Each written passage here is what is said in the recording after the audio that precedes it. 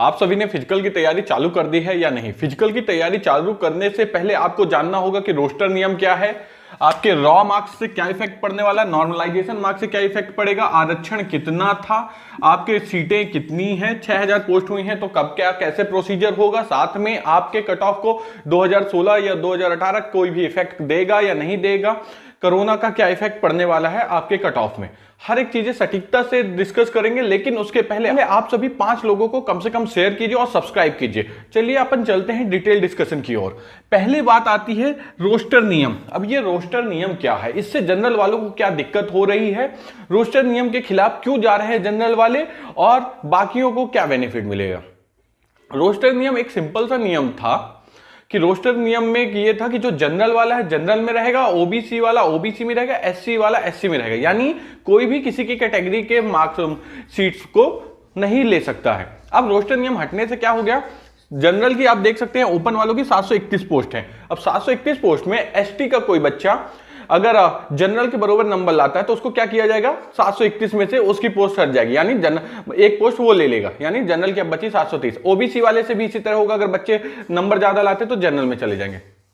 अब इससे दिक्कत क्या हो रही है, जनरल में भी जो बच्चे हैं तो उनका तो आधे से अधिक सीटें कौन ले जाते हैं, ओबीसी एससी एसटी वाले। इससे क्या होता है, जनरल की सीट 731 जो आपको दिख रही है ये सीटें हो जाती हैं जाके 230 240। अब मैं आपसे ही पूछना चाहूंगा कि जब ओबीसी का आरक्षण 14 से 27% कर दिया गया है तो क्या अब रोस्टर नियम हटाना जरूरी था?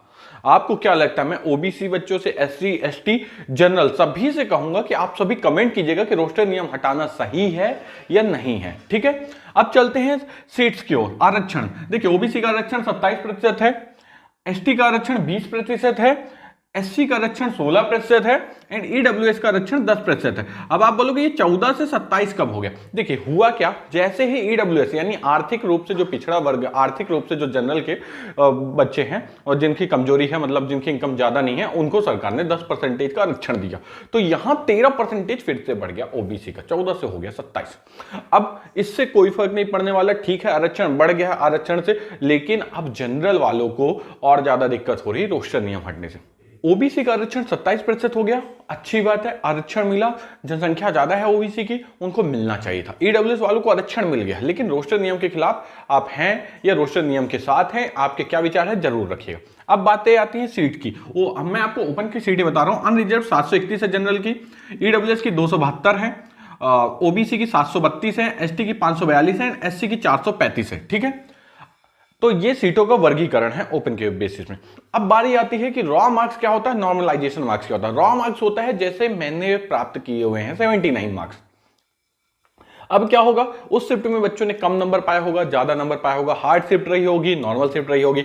अगर हार्ड शिफ्ट रही होगी तो उसमें क्या होगा, मार्क्स बढ़ जाएंगे 79 से, मेरे सपोजिट नॉर्मलाइजेशन के कारण कितने नंबर बढ़ गए, 6 नंबर बढ़ गए, तो कितना हो गया 85 हो गया। नॉर्मलाइजेशन क्यों हुआ, क्योंकि हार्ड शिफ्ट थी तो सभी बच्चों की उस शिफ्ट में नंबर कम आए, तो क्या हुआ, नॉर्मलाइजेशन के कारण उनके मार्क्स को क्या किया गया, बढ़ाया गया, नॉर्मलाइजेशन से उनके 6 नंबर बढ़ गए। अब जिसकी इजी शिफ्ट रही होगी तो उसके 79 से सपोज डेट 4 नंबर कट गए, तो कितना बचा 75 नॉर्मलाइजेशन में। क्यों, क्योंकि उस शिफ्ट में सभी के 79 78 आ रहे हैं, मतलब शिफ्ट बहुत इजी थी, तो वो होता। अब एक होती है एवरेज शिफ्ट। एवरेज शिफ्ट में क्या होता है आप लोगों को पता होना चाहिए कि ना तो पेपर ज्यादा हार्ड है ना ज्यादा नॉर्मल है। आप सपोज डेट आपके 79 है लेकिन बाकी सबके 65 आ रहे हैं, तो क्या किया जाएगा, वहां से थोड़ा इंप्रूव किया जाएगा कि उसको 69 तक ले आया जाएगा या 68 तक ले आया जाएगा, मतलब एवरेज में लाया जाएगा सभी शिफ्ट्स को, मतलब जो भी एक महीने के अंदर आपके पेपर हुए हैं उन सभी को एवरेज मिला दिया जाएगा, जिससे कि किसी के साथ भी भेदभाव ना हो। नॉर्मलाइजेशन का मेन रूल होता है कि सबको बराबर ट्रीट करना, क्योंकि एक महीने में पेपर अलग अलग आते हैं, क्वेश्चन कभी इजी आ जाते कभी हार्ड आ जाते हैं, इस हिसाब से बनता है।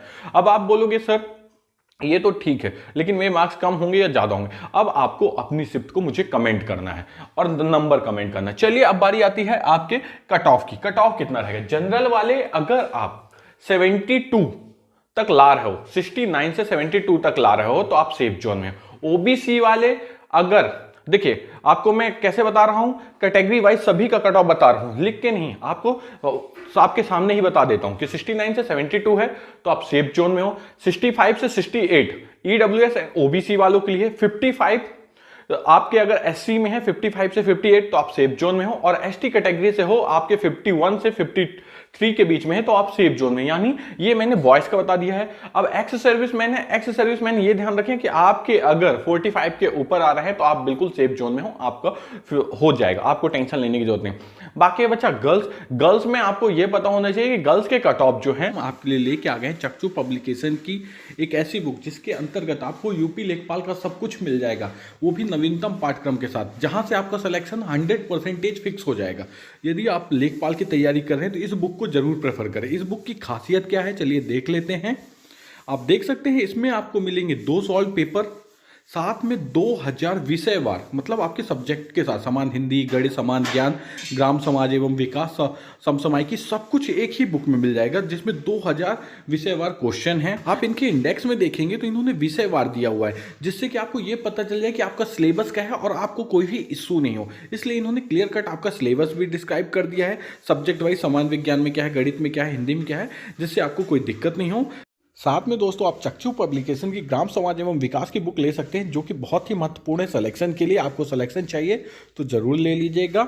यदि आपको ये चक्षु पब्लिकेशन की बुक्स बाय करना है तो डिस्क्रिप्शन में लिंक दी हुई है, आप अमेजॉन, फ्लिपकार्ट कहीं से भी बाय कर सकते हैं। साथ में ये आपके नज़दीकी बुक स्टोर में अवेलेबल है, आप कहीं से भी इसको बाय कर सकते हैं।